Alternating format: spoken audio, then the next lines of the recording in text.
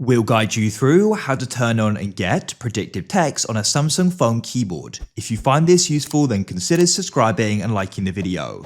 This is really convenient because when you go and start typing, it's going to go and help work out which word you're trying to go and type. And then you can go and press it and it saves you have to go and type it. And it'll then go and help continue write the message or type what you're trying to. So for example, if I go and open up my web browser here, I'll go and start typing.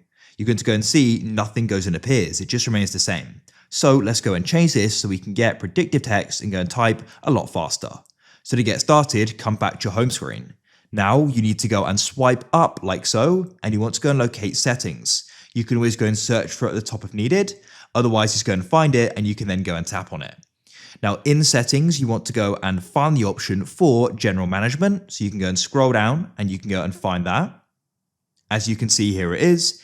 If you struggle to go and find it, you can always go and use the search function in the top right and you can go and search for general management. In here, we need to go and find Samsung keyboard settings. Once again, if you struggle to go and find it, you can go and search for it at the top and you want to go and tap here.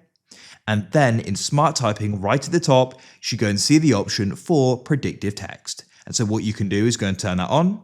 You can go and choose if you want to go and have suggest emojis as well. I will. You can just come out of here like so. And now if I go and start typing, for example, Go, you go and see we start getting suggestions here. So I could have go, Google, and the more I type, it will then go and help find more. So go, what, or whatever. So you can then help write entire sentences with it really. If you found this useful, then consider subscribing and liking the video for more. Have a great day. Goodbye for now.